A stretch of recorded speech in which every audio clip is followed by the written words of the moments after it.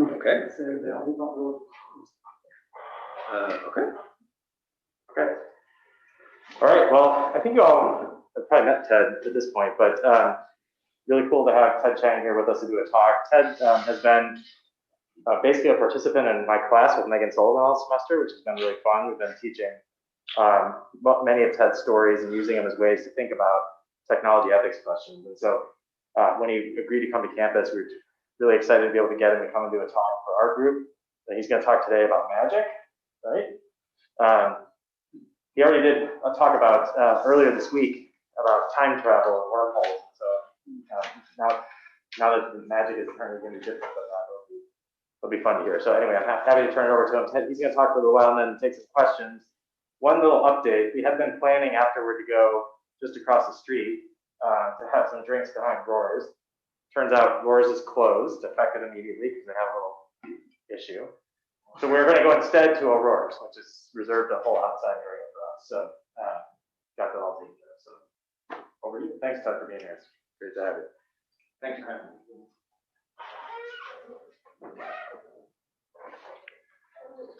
Okay, so can everyone hear me? Great. And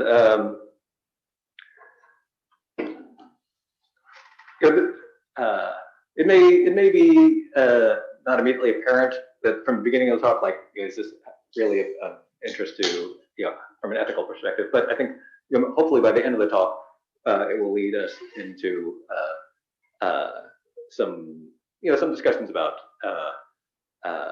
that are more relevant to ethics. So bear with me. So Arthur C. Clarke famously said that any sufficiently advanced technology is indistinguishable from magic. And that statement has been quoted so often that a lot of people treat it as fact. And I agree with Clarke's statement in one sense. I think that technology will one day enable us to do things that currently seem out of reach. However, some people interpret Clarke's statement to be saying that there's no fundamental difference between advanced technology and magic. And this is something that I disagree with strongly. Some people say that if you don't understand how something works, it might as well be magic to you. For example, most people have no idea how their smartphones work. So for them, smartphones are basically magical devices. I don't think that this is a useful definition of magic. I don't want to say that radios are magic to some people, but not magic to others. I don't think the criterion for whether something is magic should be whether I can find someone who is baffled by it. In casual conversation, we might use the word magic as a synonym for amazing, but I'd like to see if it's possible to come up with some more objective criteria. I often hear the claim that there's no difference between advanced technology and magic, when someone is suggesting that the difference between science fiction and fantasy is primarily cosmetic. According to this position, if a story is set in the future and people carry devices adorned with buttons and blinking LEDs, it's science fiction, and those devices run on imaginary science. If the same story is set in the past and the people carry devices that are adorned with jewels, those devices run on magic, and it's a fantasy story. I'm going to return to discussing science fiction and fantasy a little later, but for now I want to address the question of cosmetic differences. Let me describe two hypothetical stories for you. In the first story, a technique has been discovered for transmuting lead into gold, and the process is now being performed on an industrial scale. Gold is so cheap that it has ceased to become a symbol of wealth. Gold is now used everywhere you need a metal with high conductivity, but it's also used everywhere people used to use lead because it's non-toxic. So when people go fishing, they use gold sinkers to weigh down their fish hooks. And when you get your teeth x-rayed at the dentist, you wear an apron made of gold for your protection. In the second story, it is also possible to transmute lead into gold, but there are just a handful of individuals who are able to do it. Only people who were born with a certain predisposition are candidates, and even they have to practice for years in order to be able to perform the procedure properly. They can only transmute a little at a time because it's so exhausting. Maybe they can create enough gold to make themselves wealthy, but they certainly cannot create enough to flood the market and bring down the price of gold. To me, the first story feels like a science fiction story, while the second one feels like a fantasy story. And it has nothing to do with cosmetic differences. Notice that I didn't say that one story is set in the future while the other is set in the past. You could set both of these stories in basically the present day, and I would still feel that there's a big difference between the two. Similarly, I did not describe any of the equipment used in the process. So the difference has nothing to do with whether any device has blinking LEDs on it instead of jewels. And of course, the difference is not because I think one is possible and the other one is not. In both stories, lead is being turned into gold. While it is theoretically possible to do that using a particle accelerator, it would cost at least $1 quadrillion per ounce. So for the purposes of this discussion, we'll just say that both stories are describing the impossible. The reason these stories feel different to me has to do with the way that these stories treat this impossibility. One feels like it's a story about an imaginary scientific discovery, while the other one feels like it's a story about magic. I think the difference in the way these stories feel points to something significant. If I'm told that a phenomenon is dependent on the practitioner, that makes me think it's magic. Because think of the way that magic is commonly depicted. Sometimes magic works only for people born with an innate gift. Sometimes magic only works for people who have purified their souls through years of study. Sometimes magic only works for people who have good intentions, or it works differently for different people, depending on whether their intentions are good or bad. Sometimes magic requires intense concentration to be effective, or you have to make a sacrifice. None of these things are true of scientific phenomena. When you pass a magnet through a coil of wire, electric current flows, no matter who your parents are, or whether your intentions are good or bad. You don't have to concentrate hard or offer a sacrifice in order for a light bulb to turn on. Electricity does not care. One of the central criteria for a scientific result is that it is reproducible. That is, it can be recreated anywhere by anyone. It does not depend on any specific person's presence or participation. If an experiment only works when one particular person conducts it, we tend to discard that data as spurious. When radio waves were first discovered, they might have seemed magical to the casual observer, and the scientists who first transmitted messages via radio might have seemed like wizards because they were able to communicate over long distances using an invisible medium. But because radio waves are reproducible, because they don't rely on any particular person's participation, it eventually became possible to build radio transmitters and receivers by the thousands and then the millions. And now, literally anyone can use a radio. It's no longer restricted to a handful of scientists. In the first hypothetical story that I described, the clear implication is that the procedure for transmuting lead into gold is similarly reproducible. It doesn't rely on any particular person, so it's possible to have factories all over the world churning out gold by the ton. There's an important respect in which that process behaves like a scientific phenomena, even though, as we said, transmuting lead into gold is impossible. I first started talking about this difference between magic and science several years ago, and initially the way I phrased it was to say that scientific phenomena are egalitarian with regard to people, while magical phenomena are preferential. Then someone asked me, what about a system of magic where everyone has magic abilities? If a magic spell works for every single person in the world, does that make it science? And to me, the answer is no, that still feels like magic. So I had to rephrase. So here's my revised formulation. Not only does a scientific phenomena make no distinction between people, it also makes no distinction between people and mechanisms. You don't need a person to pass the magnet through a coil of wire in order to generate electric current. A windmill or a water wheel can do the job just as well. But magic always requires a human being. For an incantation to work, a person has to recite it. You cannot use a tape recorder or play an MP3. For a spell to work, a person has to make the hand gestures to cast it. You cannot use a bunch of sticks driven by levers and pulleys. Here's another way to say it. Magic is evidence that the universe knows your person. Magic is an indication that the universe recognizes that people are different from things and that you are an individual who is different from other people. Sometimes people say that the scientist's way of viewing the world is cold and impersonal.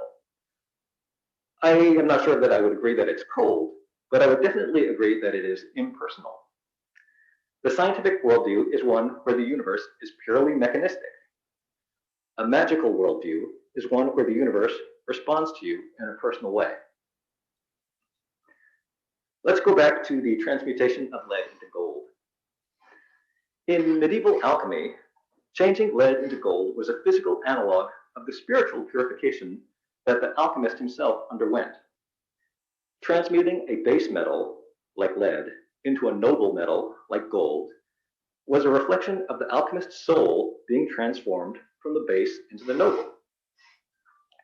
Spiritual purification of this sort is not something that happens with a furnace or a foundry.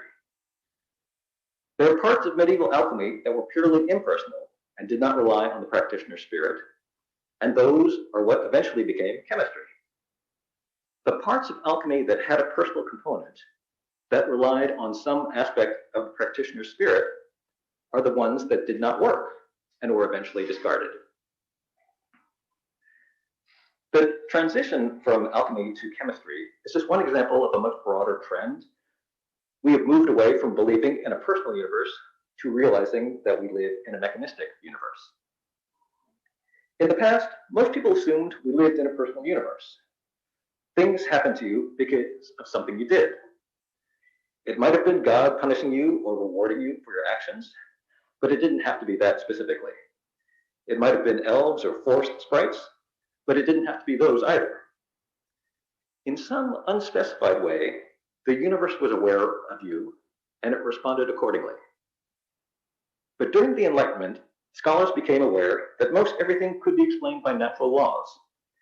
They described the universe as a gigantic clockwork mechanism. And that meant that the things that happened to you were simply happenstance, without a greater meaning behind them. We began to understand that the universe was impersonal. The mechanistic, impersonal nature of the universe gained practical importance during the Industrial Revolution. Before industrialization, everything was handmade, so every artifact was the product of an individual's care and attention. The only way to get a really high-quality object was to have a master craftsman put a lot of effort into making it, which means that the outcome of the manufacturing process was entirely dependent on the practitioner. After the Industrial Revolution, that was no longer the case. High-quality textiles no longer required skilled weavers. They could be churned out by mechanical looms powered by water wheels or coal-fired steam engines. Interchangeable parts meant that a factory could produce accurate rifles without a master gunsmith sweating over each and every one. Nowadays, you can buy a smartphone that works amazingly well, even though no one who worked on the assembly line was emotionally invested in its manufacture at all. All of this is possible because of the impersonal nature of the universe. Remember the two hypothetical stories that I mentioned above. I said both stories could be set in the present, but if we try moving them away from the present, we encounter some resistance. The first story, the one with factories and mass production, could easily take place in the future, but it can't be set too far in the past. It has to take place after the Industrial Revolution. The second story, the one with a few highly skilled individuals who have a very limited output, could take place at any point in history. But that mode of production was the norm before the Industrial Revolution, so the story fits very easily in that period. We don't see a lot of artisanal labor nowadays, and it is likely that we will see less of it in the future. It's worth noting that in the world of most fantasy stories, no industrial revolution occurs no matter how much time passes. For example, in Lord of the Rings, there are a few individuals that have palantirs, or seeing stones, which are sort of like two-way crystal balls, allowing you to see and talk to anyone else who has one. Some people have said, when making the argument that any sufficiently advanced technology is indistinguishable from magic, they say that smartphones are the modern-day version of palantirs. But note that the palantirs in Lord of the Rings are literally thousands of years old. In all of that time, no one has figured out a more efficient way to make them. Gandalf cannot make one, and neither can Sauron. It's safe to say that palantirs will never be made in a factory, so they will never become widely available. And that's a crucial difference between smartphones and palantirs. Palantirs are the quintessential artisanal product. They can only be made one at a time, by hand, by individuals who possess special skills. The universe of Middle-earth recognizes certain people as special, and that is what has kept a revolution in palantir technology from taking place there. Here's another way to understand why mass production is incompatible with magic. A lot of the characteristics of magic that I mentioned before, magic only works for certain individuals, or if your intentions are good, or if you've made a sacrifice, are also characteristics of an interaction between one person and another. When you ask someone for a favor, you don't expect that they'll do a favor for anyone. You expect that they'll say yes to people whom they've known for a while, but say no to people who are strangers. You expect that they'll only do favors for people whom are trustworthy. And if it's a really big favor, you expect that you'll need to show that you're serious and not just messing around. I'm not saying that every act of magic is literally asking a deity for a favor. What I'm saying is, thinking about magic as an interaction with another person helps explain some of the ideas we have about magic.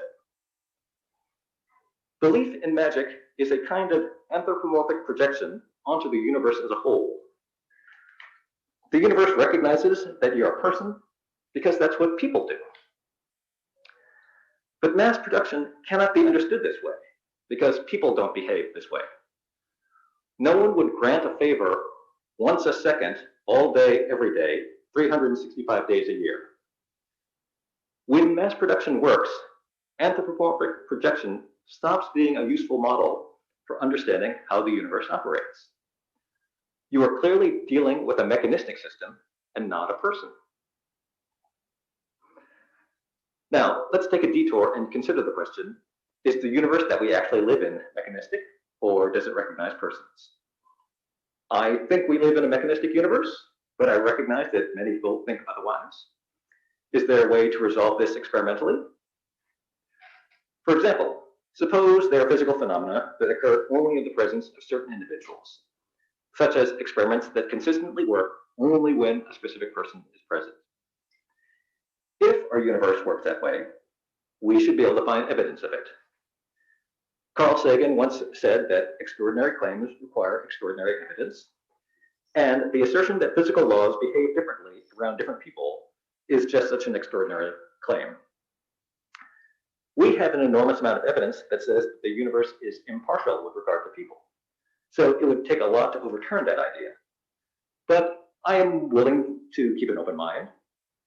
Given sufficient evidence, I could be persuaded that magic actually exists. There's also the possibility that there are physical phenomena that occur only with human beings and cannot be replicated by machines. Some people say that quantum mechanics seems to place special importance on human consciousness. However, to the best of my knowledge, there are no experiments in quantum mechanics where a human observer cannot be replaced by a camera or some other mechanical recording device. Quantum mechanics is extremely weird and counterintuitive, but so far it does not appear to distinguish between human beings and machines. But again, if it does, it should be possible to verify that experimentally. And if that happens, I would say that we will have proved that the universe that we live in is, to some extent, personal instead of being purely impersonal. Of course, the most common forms of magic, the most common forms of belief in magic are very difficult to verify experimentally. For example, there's the power of positive thinking. If you keep believing that something will happen, eventually it does happen. A lot of people believe the universe works this way, and they will tell you that the events in their own lives support this idea. The actor Jim Carrey says that when he was just starting out, he would tell himself every day that he would eventually be paid $10 million for a movie. And eventually he was. So it worked. Another example is the sort of magic practiced by the comic book writer Grant Morrison. He once created a character that was based on himself, and then he noticed that he wrote about bad things happening to that character. He experienced misfortune in his own life. He started writing about good things happening to that character, and good things started happening to him. Forms of magic like this are extremely difficult to test, because if it doesn't work for you, someone can always say that you aren't believing in it hard enough.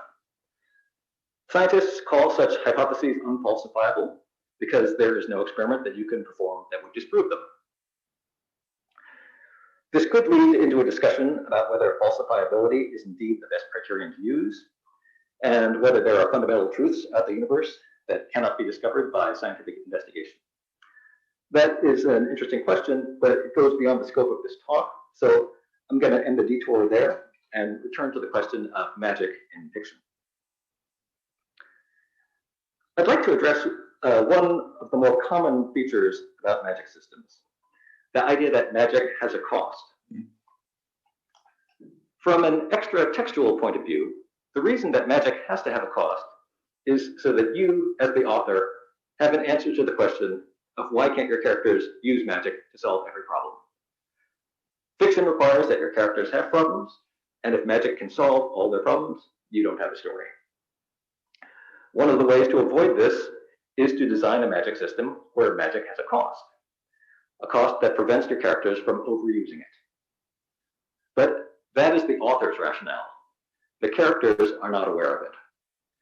The characters need a different explanation for why they can't use magic all the time.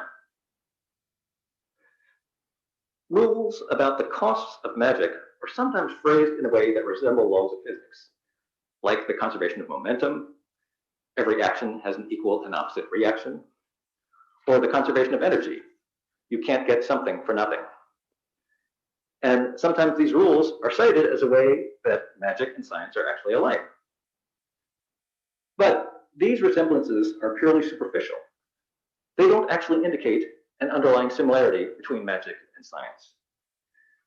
Because these rules of magic are not really conservation laws. They are prescriptions against excess. These are moral injunctions. They carry the message that actions have consequences and nothing comes for free. For example, let's consider the expression, you can't get something for nothing. There are two contexts in which I've encountered this phrase. The first is when you're engaged in a transaction with another person. You have to give them something in order to get something. If you try to cheat them, you risk being penalized. The other context is that it is impossible to build a perpetual motion machine. The outputs of a closed system have to equal the inputs. These two contexts have nothing to do with each other. The conservation of energy has no moral dimension. It does not prevent abuses of power or ensure a balance between good and evil. It is purely a coincidence that the same phrase can be applied to both. When a magic system has a cost, it is purely an example of that first context. It reinforces the idea of a personal universe, rather than having anything to do with thermodynamics. So now I'm going to return to the subjects of science fiction and fantasy. I'm not going to try to give complete definitions of these two genres, because that's a much bigger topic than we have time for today. Science fiction does not have to be about science, and fantasy does not have to be about magic. So there are countless examples of these two genres, for which today's talk does not apply at all. I also want to be clear that I'm not saying it's impossible for, I also want to be clear that I'm not saying it's impossible for a story to incorporate aspects of both genres. I'm just saying that these are two directions in which stories can lean. So, as shorthand for this discussion, I'm just going to describe stories about imaginary science as science fiction, and I'm going to describe stories about magic as fantasy, and just use that as shorthand. So, let's consider a story in which there are spaceships capable of faster than light travel. I would be inclined to call this a science fiction story, not because faster than light travel is possible, but because the story depicts a universe that resembles our own in an important way. That universe operates according to impersonal laws. The characters inhabiting that universe can construct machines that operate according to those laws, and over time, those machines become easier to construct and more widely available, so eventually the majority of people can take advantage of them. That doesn't mean it's a good story or even good science fiction. It just means that at a certain level, the story reflects a modern understanding of how the natural world operates. Of course, there are plenty of stories that have ostensibly futuristic settings for which this is not true. For example, Star Wars includes people who can use the Force, which I think is pretty clearly magic. The laws of the universe contain exceptions for certain special individuals, and those individuals' intentions play a role in the way that their special powers manifest. So I would say that Star Wars is, in one important respect, a fantasy story, because it depicts a universe that is personal. This doesn't mean that it's a bad story.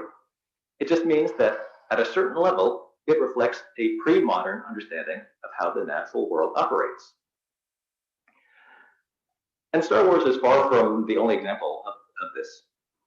There are countless stories where the protagonist is a kind of chosen one, a savior with a special destiny and special abilities, someone who is different from everyone else. This type of story is very appealing, which is why it appears in so many different settings, ranging from pseudo-medieval settings with dragons to distant planets with spaceships. For this particular type of story, I would agree that the specific details of the setting are not that important. The fact that your hero is carrying a laser pistol covered with blinking LEDs instead of a sword encrusted with jewels is not that big a difference. All stories about a chosen one are, in a certain respect, fantasy stories. Some stories try to use the language of genetics to explain why the hero has special powers, but they don't reflect the way that science operates in our world. Let's go back to the example of transmuting lead into gold. Imagine that there's a gene that offers protection against heavy metal poisoning, so that if a person with that gene eats lead, their liver converts the lead into gold, which is non-toxic. If that actually worked, biochemists could study the metabolic processes taking place until they understood them, and eventually they'd be able to replicate them in a lab. That's how we get synthetic insulin. In a mechanistic universe, genes are not immune to scientific investigation. So when a story has a hero who wields special powers that no one else has, genes cannot be the explanation. The story is simply using the language of genetics to disguise the fact that it's using magic. So, what difference does it make if a story reflects a modern or pre-modern understanding of the natural world? That is, what difference does it make if a story is science fiction or fantasy? What do we get out of a story set in a mechanistic universe? And how does it differ from what we get out of a story set in a personal universe? One of the strengths of science fiction is how it can help us work through the implications of an idea. I like it when science fiction stories are based on real science, but I think they can be interesting even if they're built on imaginary science, if they do a good job of extrapolation.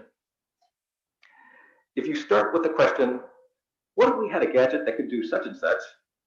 A science fictional approach leads you to follow up with the question, What if everyone had one of those gadgets? How would that change society? How would it change our values or the way we interact with each other? I think of science fiction as a post-industrial revolution form of storytelling, because stories about the ways that new technology can transform society only make sense to people who lived after the Industrial Revolution. In the Middle Ages, technological advances spread so slowly that no one ever saw their world transformed by a new invention within their lifetime. But now, that sort of thing is happening every day. Science fiction stories engage with that reality, and stories about imaginary technologies can help us think about the way that real technologies affect us. Fantasy stories are doing something a little different. Fantasy is good at taking metaphors and making them literal. It turns subjective truths into objective truths. Stories about magic tell you that how you feel matters. And that's a good thing for a story to do. Having noble intentions or concentrating very hard are worthwhile goals, even if they don't affect the physical universe. Stories about a universe that recognizes you are a person are valuable because the modern world makes people feel unimportant. In particular, capitalism excels at making people feel unimportant. Working on an assembly line takes a lot of the joy out of working. But just because the universe doesn't pay special attention to us, we don't have to accept the idea that we are undeserving of special attention. Speaking of capitalism, it's also worth thinking about the difference between a personal universe and a mechanistic universe through the lens of Karl Marx. Marx talked about how factories and machines created a sense of alienation between workers and their labor. Unlike master craftsmen who took pride in their work, assembly line workers repeating monotonous tasks all day long gained no satisfaction from their work. This alienation that he's talking about is a direct byproduct of living in a mechanistic universe. In a universe where magic works, that type of alienation can't happen because magical labor is inextricably tied to an individual practitioner. To the extent that a fantasy story contains magic, the universe of that story resists the alienation of labor. And this is another reason why fantasy stories are appealing. The story may not make it explicit, but in a universe built around magic, you will never reach a point where iPhones are made by semi-skilled laborers working in a factory in China. The laws of that universe prevent that from happening. Wondrous objects can only be made by gifted individuals. Even in contemporary fantasy, where the magic is very understated, there's a subtextual message that human beings possess some special quality that modern society cannot take away from them. When people say that their job makes them feel like a cog in the machine, they are experiencing the alienation that Marx talked about. Fantasy stories are a way of imagining that the universe itself doesn't see you as a cog in the machine, even if capitalism does. And that is why I think it's worth making a distinction between imaginary science and magic, because they serve two different roles in fiction. The scientific worldview has become dominant in the last 2 centuries, and it has helped us achieve amazing things. But it also runs the risk of making people feel insignificant. It's important for us to understand how the universe works and how technology affects our lives. But it's also important for us to be reminded that our desires and our intentions matter. Stories about science help us think about the physical world, while stories about magic help us think about our worth as individuals. And we benefit from both kinds of stories. Thank you.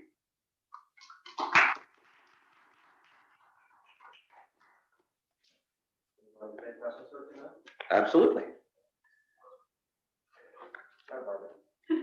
So I was thinking as you were talking about this, of actually of nonfiction and the way we see so many Hollywood movies or even nonfiction literature writing about scientific discovery in a way that sounds more like the way it used to our fantasy. So identifying the kind of special individual, the cost that they pay, usually in terms of their sanity or personal life, in reaching whatever amazing scientific or mathematical discovery that they're going to in the course of the narrative. So I was just wondering if you might reflect on this idea of whether you think that the kind of romanticization of science and scientific discovery might play into this idea of blurring the line between the two. Well, so I think that's, Hollywood wants certain types of stories that are, easy for people to relate to. And stories about individual effort are very comprehensible. Stories about vast collective endeavors are hard to relate to. It would be very hard to tell an accurate story about the Higgs boson research, because there were like thousands of people gathering data. There was no one person involved. You can't tell a story about that. Not the way that most people consume stories or think of stories. It's just too hard to relate to. And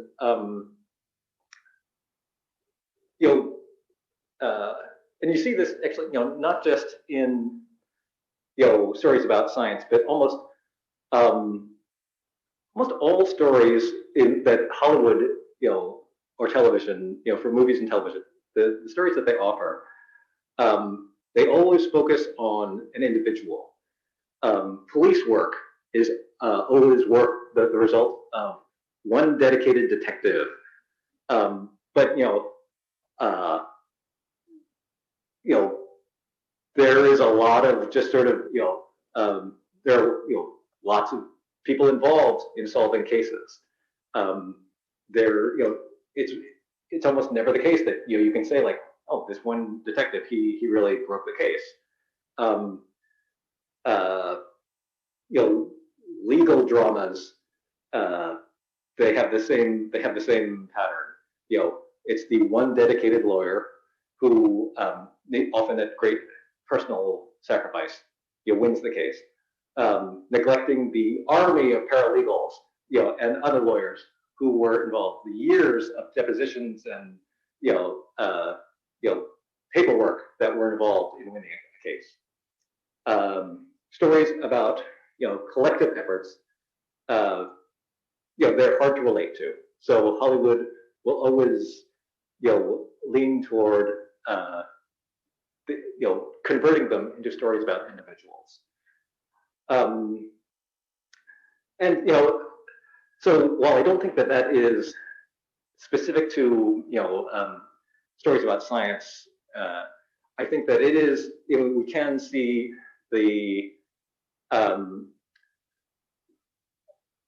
something similar to what I've been talking about, in that they reflect, I guess, a nostalgia for a simpler time.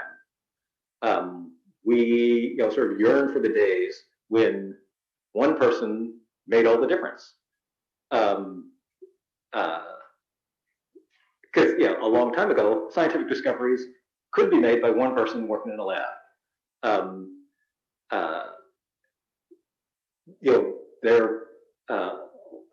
Most things probably involve much smaller numbers of people because of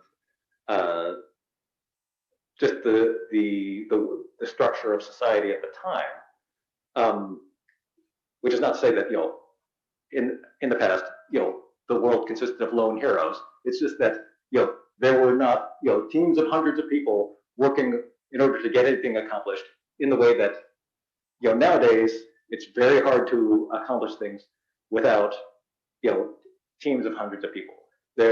And war stories, we always want stories about one warrior one brave soldier who wins the battle.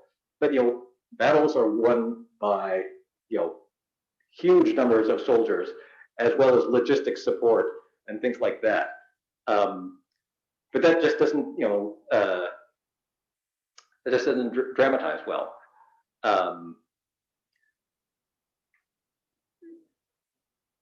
We like stories about individuals, and I guess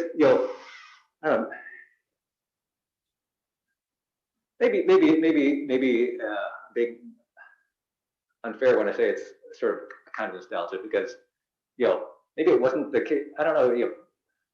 There are a lot of things which could not be done by individuals, even in a pre-modern era. They were wars were won by huge numbers of people.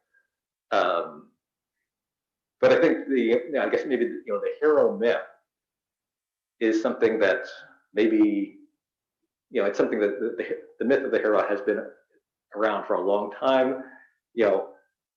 There was a time when it might have been sort of accurate, maybe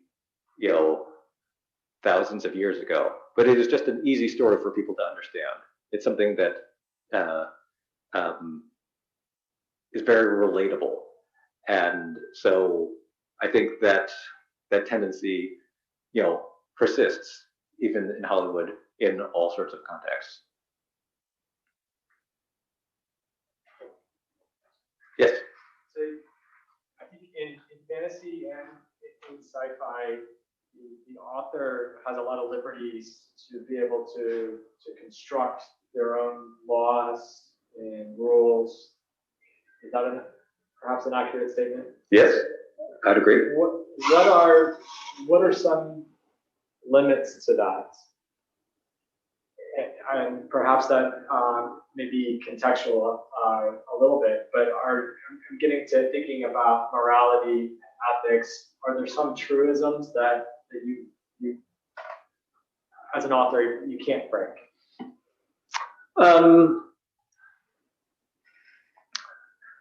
I think it depends entirely on the specific kind of story the author wants to tell.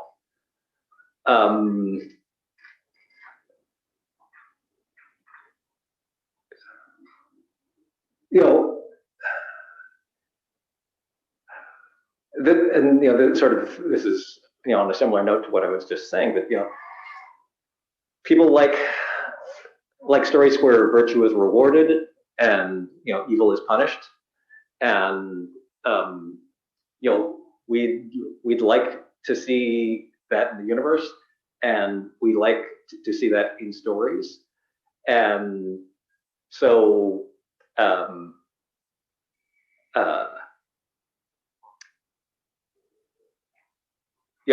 you can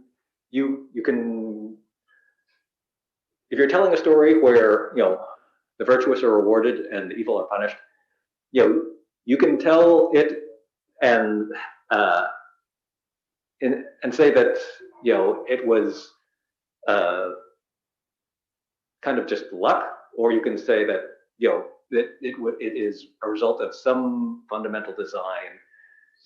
Somebody, some unspecified force was working toward that. So I think it depends on what you're trying to do.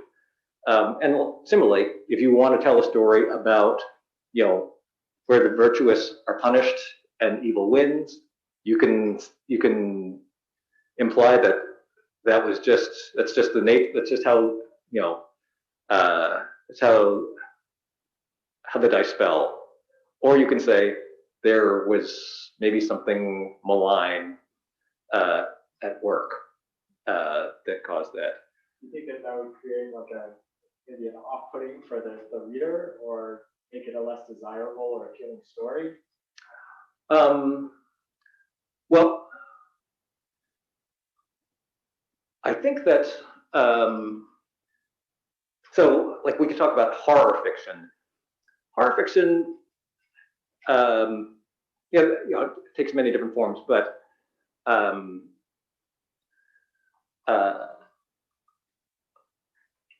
one strand of horror fiction suggests that the universe is fundamentally indifferent to us, and there's something sort of intrinsic to the nature of the universe which is so incompatible with us that the closer we come to apprehending it, the worse it is. It drives us mad. It kills us. It destroys us because there is something. It is just incompatible with human cognition or human life. There's also a strand of horror fiction in which there are actual personified supernatural entities, and they are malign. They feed on pain. They are cruel. And both types, any kind of horror fiction, there are plenty of people who like it. And the discussion as to why do people read this sort of fiction? That's sort of a separate discussion, I think. But there are people who read it. I think pretty much no matter what kind of fiction there you imagine, whatever the sort of subtext of it is, there are people who probably enjoy it. Mark? I'm curious, your description of fantasy, that is a sort of optimistic one, right? It's like in fantasy stories that involve magic, the lesson people take from it is that you can be special, right? In a world where you don't feel special. But in a lot of ways, like the world we have right now is a function of the fact that we attribute specialness to people who are the winners, right? We basically say those people, Jeff Bezos deserves however many hundreds of billions of dollars he has, as he's a special person, right? So maybe the sort of flip side of the story is that what fantasy teaches us is that if your life isn't very good, you're not special. Well, and this sort of ties into the discussion we were having the other day. But so fantasy, one of the sort of sort of subtextual messages of fantasy is that that there are different classes of people. The universe recognizes that there are different classes of people. There are magic wielders and there are non-magic wielders.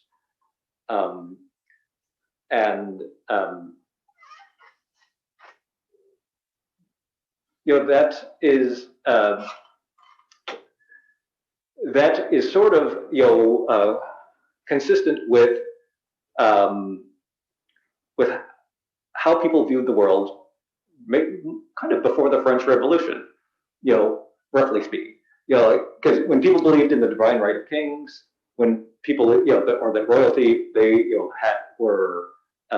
they had some divine mandate, or that the aristocracy, they were simply different than commoners. They were better than commoners. There was something fundamental about them. That you can see a commonality there. In how many fantasy stories depict magic, there is echoes of it. That there's a class of people who are like this and a class of people who are not, and you can't really move from one to the other. Likewise, there's also often a emphasis on parenting, your parental lineage. Who are your parents? If your parents were powerful magic wielders, that says something about you.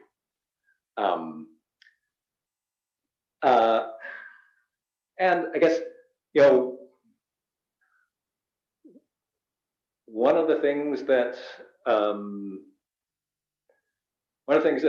is probably true of a lot of fantasy stories is that the protagonist is one of those special people, and so the reader identifies with the protagonist who is special. Oftentimes they did not realize it, but it has the same appeal of a story about someone who apparently an orphan, but then is discovered to be of royal blood.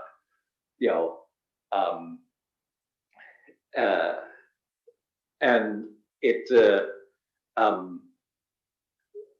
so it, you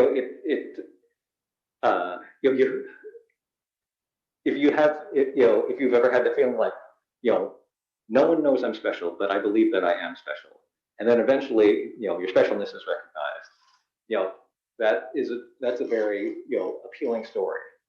And so magic stories about, and again, I don't want to say make broad generalizations about fantasy, but I think you do see there is certainly a strain of story where yes, you have a protagonist who is revealed to have special abilities, and that feels good.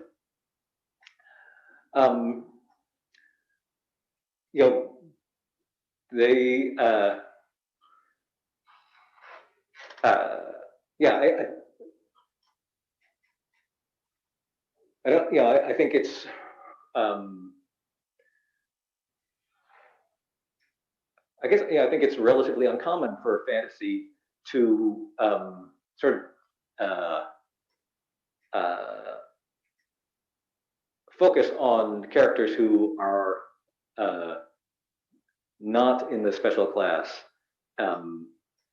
for characters who have no magical powers in a world where magical powers exist.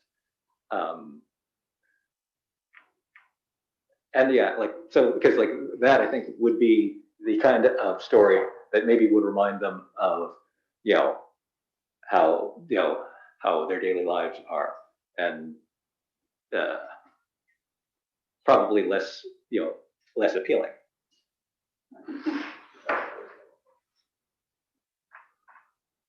Yes?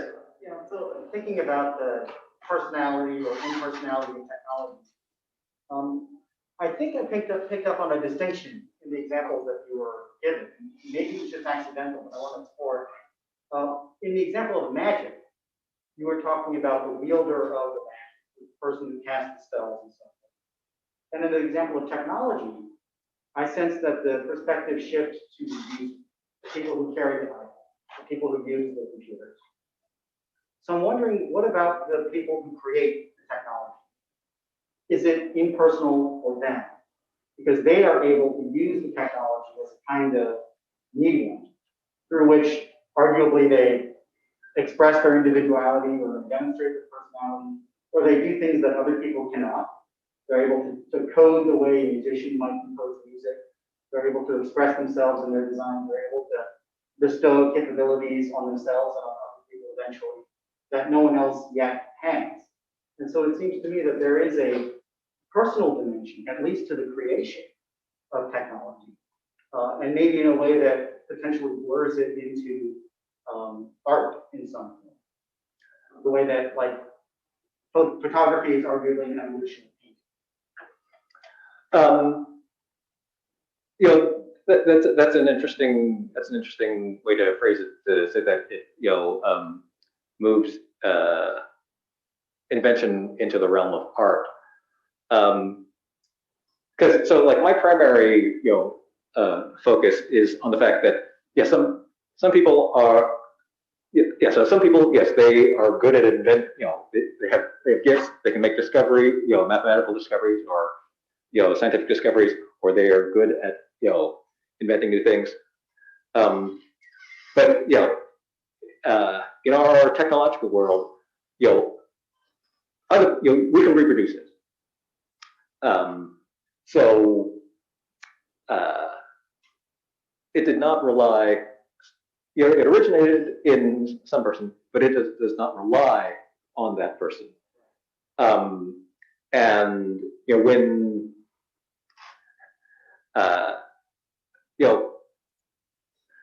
not that Steve Jobs was the inventor, but when Steve Jobs died, IMAX still worked. It was not a situation where, oh my God, Steve Jobs is dead, and now there are no more IMAX. If the world worked that way, then we'd say, yeah, Steve Jobs really was a magician. He was a wizard. But it does not work that way. Yeah. Sure. But that does use the back to the user side, right? I can keep using my iPhone. I mean, I don't have it, but I can keep using my iPhone even after Jobs passes away. but will there be any more icons or whatever next thing he would have invented? Will that still happen without him? And yeah, and so the comparison to art, that's an interesting one.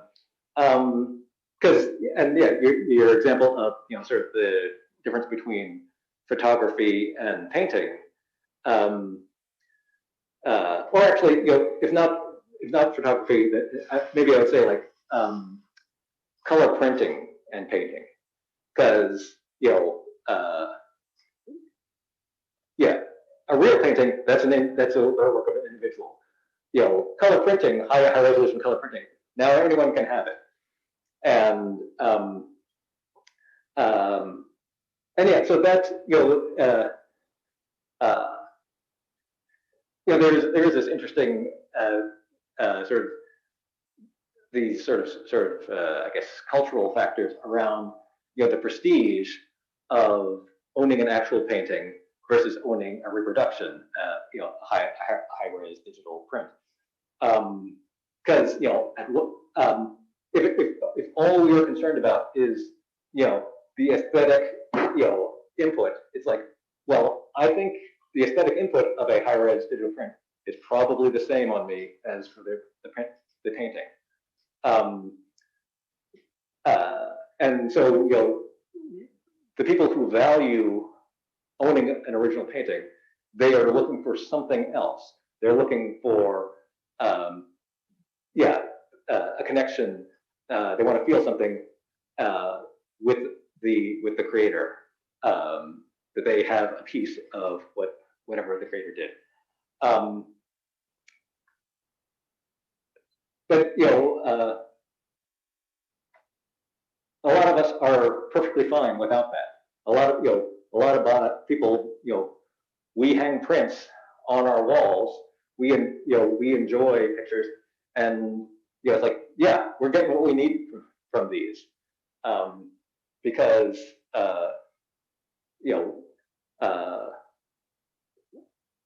we're getting the aesthetic pleasure without that level of personal connection. And I guess like with recorded music,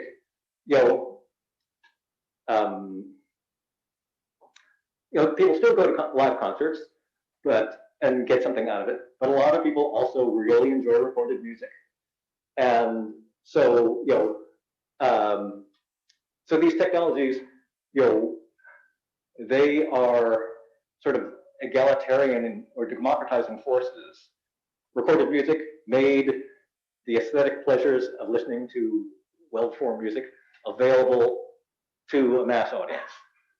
Color printing made the aesthetic experience of seeing something great available to millions of people, which were previously only available to a very small number. Yes. Thank you for that. That was a very also I wanted to point out that there's a question in the chat. But I really enjoyed the talk, and I find I agree with your distinction between what you would count as fantasy or you would count as science fiction. But for me, it seems like I guess the grounds are slightly different, because in the fantasy example, it's more the kind of the level of focus of the interrelationships, right? This idea of the special character. And I guess for the science, I have a hard time seeing. I don't have a hard time seeing a mechanistic universe, but I have a harder time seeing a mechanistic science. Sorry, can you repeat that last bit? Seeing the science as mechanistic, right? And seeing kind of the individual is unimportant. However you organize scientific labor, right? Even if it's lab with many people, if you kind of zoom in on the work practices, individuals are going to be important to that, right? Some people will be better at things, some people will get worse at them, and even the interaction between people, like if you try to figure out whether light is a particle or a wave, how you do that, right? And the machinery you bring into it sets up or has an impact on what you see in the that measure. Does that make sense? Well, okay. I'll try.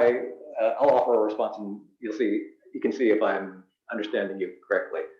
So the act of scientific research is yeah, the act of scientific research, it is not readily mechanizable. Sort of the fruits of scientific research are mechanizable. That and the the act of the process of scientific discovery, that remains a human trait. I mean, a human activity. At least until there's super intelligent, there's human level AI, in which case, maybe, it's like, oh, we'll just flip on the discovery making machine and then, just let it run. Which will also, sort of be, sort of a major paradigm shift. But yes, I mean, yeah, I completely agree with that distinction. That and yeah, I'm mostly talking about the products of scientific discovery because the products of scientific discovery are mechanizable. Whatever in a fantasy universe, whatever is going on, I don't know if there is such a thing as magical researchers. I don't. It's entirely unclear to me. If magicians, how do they formulate new spells or whatever? But even if they are doing that, the results are not mechanizable. In the way that when scientists they do research, eventually the fruits of that can be reproduced. Everyone benefits. If there are magical researchers and they are discovering new spells, the fruits of that still cannot. No one else can or at least maybe other magic users will be able to benefit from them if if they are willing to study long and hard, and if they have the right bloodline or whatever. But yeah, the fruits of their discoveries are never get spread the way that the fruits of scientific research get.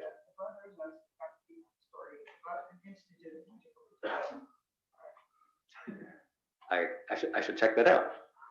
Okay, so did you say that? Was there a question from? Let's see.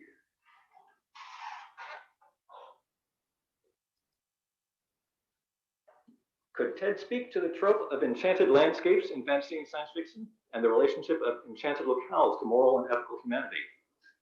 It seems that the impersonality and indifference of treacherous, unforgiving spaces like the desert, for instance, would be ill-suited for the kind of enchantment TED suggests awaken moral self-awareness.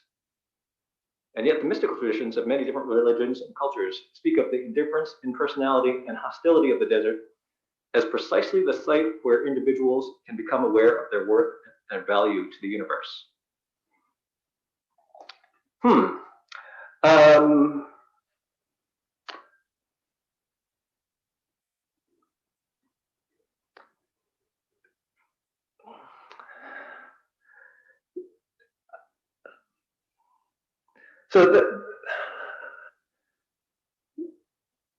Okay, so I think the questioner is asking about there are different religions, cultures where people go on vision quests, and vision quests are usually undertaken in places of hardship.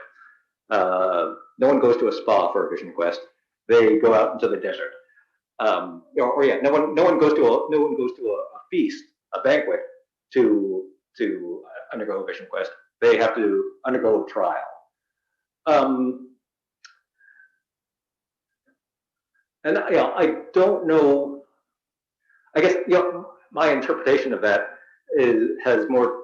I guess I would think it comes from the actual sort of history, like in our world, how histories, how cultures have sent people on vision quests or rites of passage of entering adulthood, which involve hardship. I guess art in some ways as a way of having them demonstrate their physical prowess at surviving hardship, and thus becoming an adult that way, or in terms of the vision quest, then I guess there's probably some. I feel like there's some aspect to things like there are psychological mechanisms at work when someone is, say, severely dehydrated.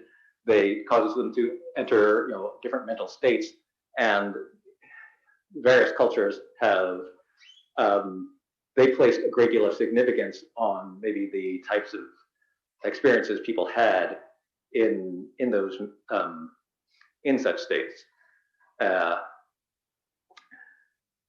So I don't know that. So I cannot really cannot relate that directly to what I have been talking about, but there is this.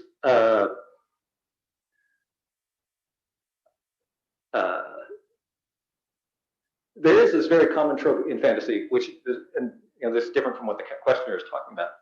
But there is this very common trope in fantasy where the landscape reflects the character of the ruler or the people of that live there. In Lord of the Rings, Mordor is described as a as a blasted place where the sun never shines. Why is that? It's because evil people live there, because Sauron has made it his home, and so there is this sort of implication that the universe, the physical landscape, is responding to something about the individual. There is this. There's this long-standing idea that the health of the kingdom is tied to the health of the king. When the king is sick, misfortune, crops fail. When the king is well, crop yields are high. And so that I think is an example of the physical universe sort of recognizing the king is special, and there's a connection between the king and the land, and the land is responding. But yeah, that is different than what the questioner is asking about. But I think I figure it was worth mentioning. Yes. I have a question that is going to steer in a different direction from this, but I'm wondering if I'm thinking about children and children's consumption of fantasy versus science fiction. Is the consumption of fantasy and the idea of a magical, the singular individual in a magical setting, a necessary precursor for them to understand or engage with science fiction where the product becomes relevant?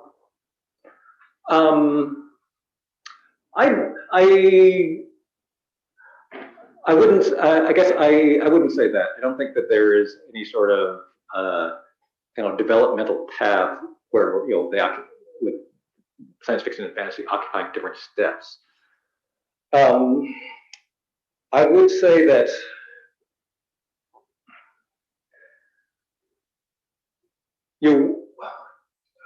we want children to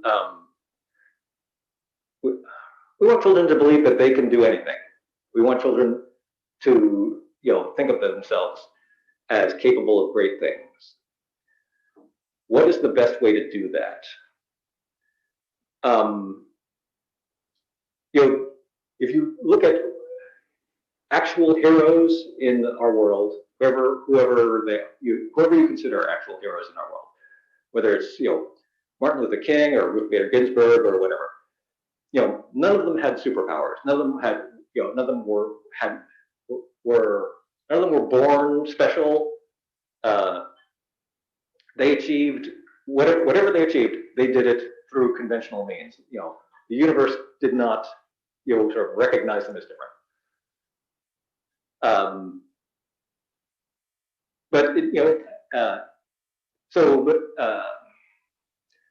Is that are stories about the people like that? How effective are those at motivating kids? Not very. So This is why I'm asking this. yeah. question. So a friend of mine who writes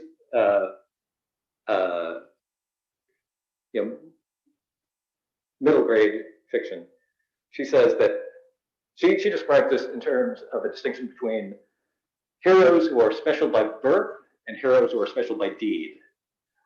And she's trying to write stories in which heroes are special by deed, because she dislikes the convention of heroes who are special by birth.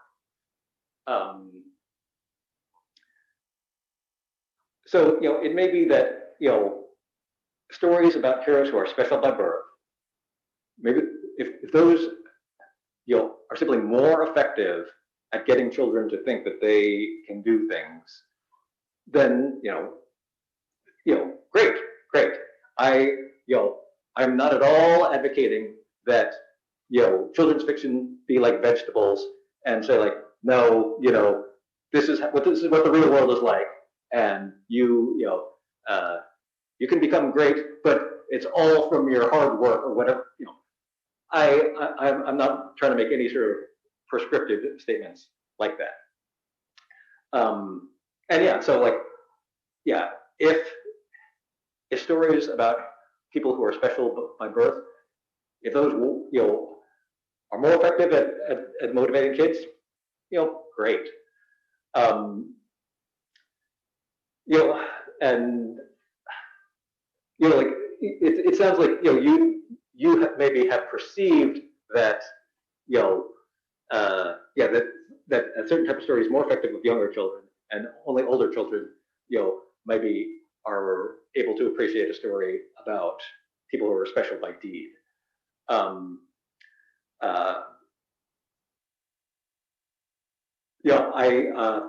I can't claim to have enough data on this. It might be it is probably worth noting that Harry Potter at the beginning of the series is pretty young. He's special by birth. Katniss Everdeen, she is special by deed, and she is, I think, older, significantly older when the her series of novels starts, and those books are aimed at an older audience. So it may very well be that there is a kind of developmental, sort of progression at which readers can sort of consume these different types of stories. I'm not sure. Or at least I feel like I don't have enough data. All right, well, I'm sure we could talk for a long time, but we promised these people some food and drink. So, first of all, I should have said at the beginning, was remiss in saying we should have started with congratulations. Ted today at lunch won the Sir Arthur Clarke Award for Imagination Award. And I understand that the conversation today was about a piece of imagination helping through crises. Pretty fitting for this year, I would think. So, congratulations. Thank you very much for being here. Great talk. Thanks for having me. Walk just a little bit further than planned, but we're out on the ND Street side of Morrison. They reserved that area. So I'm over to it. Okay, so I'm going to end this Zoom.